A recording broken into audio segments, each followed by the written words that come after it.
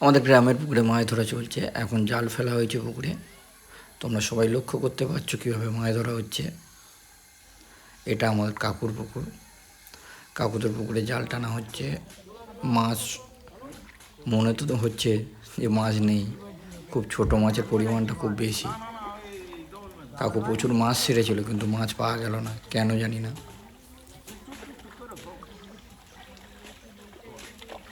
মাছ দেখুন ছোট ছোট মাছ লাফাচ্ছে, তেমন বড় নয়। কালকেরও জাল টানা হয়েছিল, কালকের ভেটকি মাছ পড়েছিল 20টা।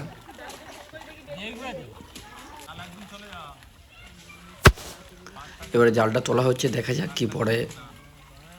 কালকের মতো ভেটকি মাছ দেখা মেলে কিনা।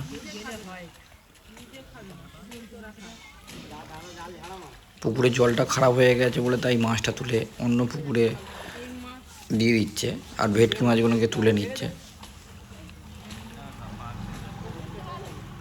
ওই যে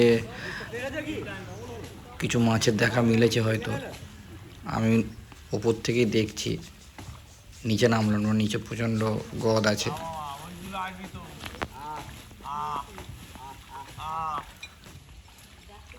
কীভাবে মাছকে ডাকার কায়দা দেখছেন, করে মাছ ডাকছে, কিন্তু ওইভাবে মাছ ডাকলে কি আর আসে। এই দেখুন এবার মাছ দেখা যাচ্ছে, বড় মাছ দেখতেই পাচ্ছি না। না, ওই বড় মাছ দেখা যাচ্ছে দু একটা। হ্যাঁ হ্যাঁ, বড় মাছ আছে, তার সাথে মোচা চিংড়িও আছে, পার্শে আছে, বিভিন্ন ধরনের মাছ দেখা যাচ্ছে।